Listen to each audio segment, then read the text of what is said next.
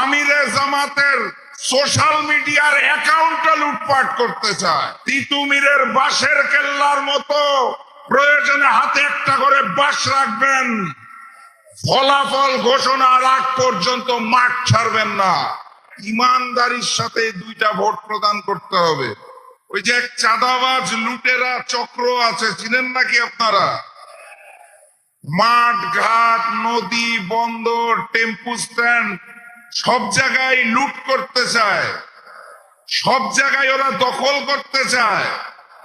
লুটপাট আর দখল করতে করতে কোনো কিছু আর ছাড় দিতে চায় না।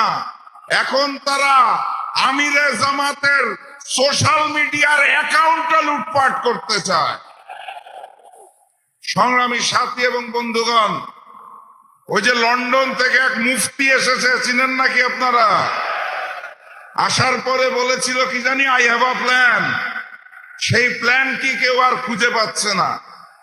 অবশেষে বোঝা গেল যে এইভাবে লুটপাট করে নীল নকশা এবং ষড়যন্ত্রের মাধ্যমে, সোশ্যাল মিডিয়া অ্যাকাউন্টের মাধ্যমে আমিরে জামাতেরকে বদনাম করে যদি তারা কিছু করতে পারে, কারণ বাংলার জনগণ জানিয়ে দিয়েছে দিল্লির সামনে মাথা নত করে দস্তখত দিয়ে লন্ডন থেকে যে মুফতি এসেছে তার বিএনপি চলবে না।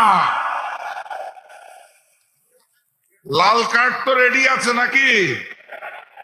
12 তারিখে ওই চাঁদাবাজ যারা নতুন করে জালেম হতে চাইছে, যারা নতুন করে ষড়যন্ত্র করছে, যাদের নেতা মুখে গণভোটে হাঁ বলে তার দলের কর্মীরা নায়ের প্রচারণা করে, তাদের জন্য আমাদের লাল কার্ড।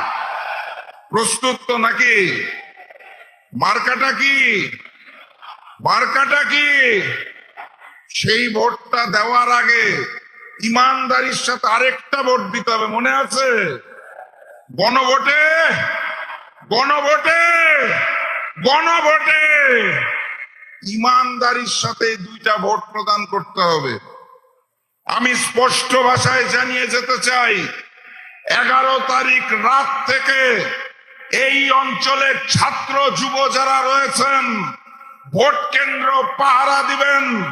ফলাফল ঘোষণার আগ পর্যন্ত ভোট কেন্দ্রের ত্রিসীমানা ছাড়বেন না। এই নতুন জালেম পুরাতন জালেমের মতোই ভোট কেন্দ্র